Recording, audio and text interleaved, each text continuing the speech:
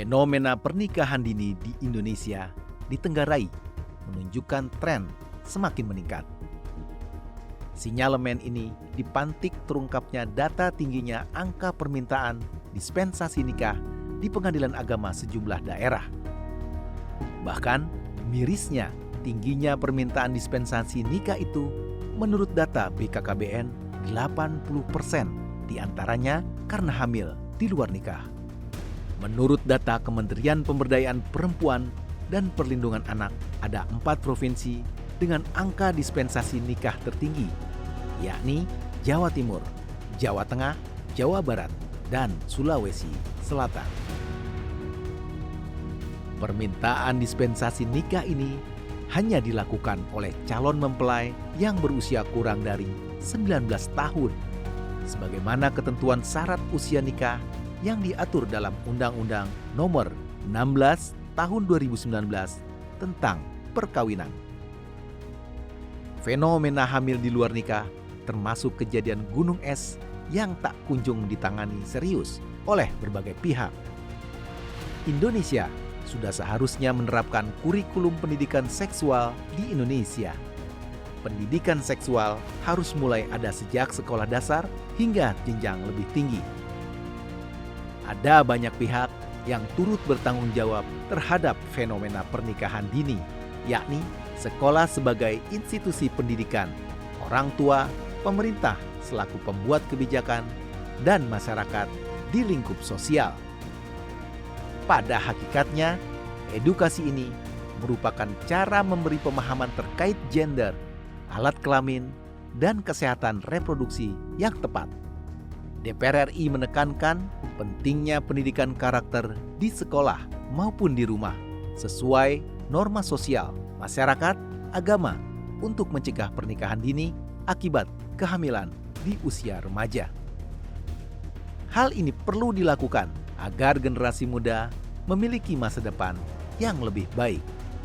Peran pendidikan sangat penting baik di rumah maupun di sekolah. Jadi kalau masih ada kasus-kasus begini, bisa saja menunjukkan kita ada kegagalan dalam pendidikan karakter anak sekolah ini, anak-anak kita.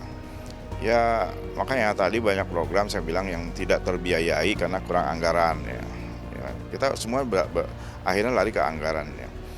Kalau ini kita cukup anggaran, tentu peningkatan pendidikan karakter bisa dilakukan. Ya.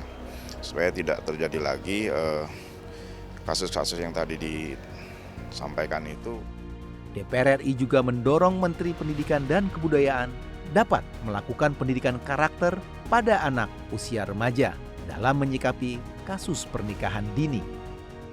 Ya, kami melihat itu belum cukup siap gitu ya dari pendidikan basis di sekolah, dan maka kami selalu menekankan kepada Pak Nadiem ya, Pak Menteri, agar benar-benar pendidikan karakter di usia dini, usia PAUD balah gitu ya, itu benar-benar ditekankan. Karena kan kalau mereka nggak paham siapa dirinya, bagaimana dirinya, apalagi mempersiapkan masa depan dengan keluarga dan sebagainya, ini kan butuh proses gitu. Tapi tahapan penguatan karakter itu memang harus di basis bawah. Memang sudah sewajarnya pemerintah dan semua stakeholder perlu memberi perhatian lebih terhadap kasus pernikahan dini atau pernikahan anak di bawah umur. Sejatinya, perkawinan dini merupakan praktik yang dapat mengancam masa depan anak dan mencoreng seluruh hak anak. Perkawinan pada anak usia dini dapat menyebabkan masalah kesehatan reproduksi perempuan dan mengakibatkan tingginya angka stunting di Indonesia.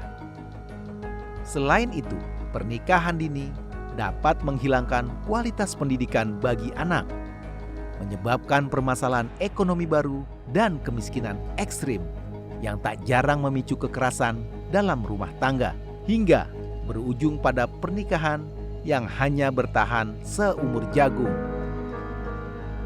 Maka tak berlebihan jika salah satu upaya menyelamatkan masa depan bangsa ini adalah dengan memproteksi anak dari ancaman bahaya pernikahan dini.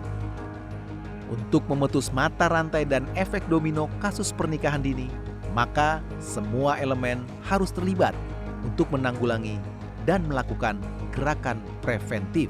Hal ini dimulai dari orang tua, sekolah, pengambil kebijakan, dan yang terpenting adalah masyarakat. Masyarakat sama sekali tak boleh abai ketika mengetahui ada indikasi aktivitas seks bebas. Tim Liputan TVR Parlemen melaporkan.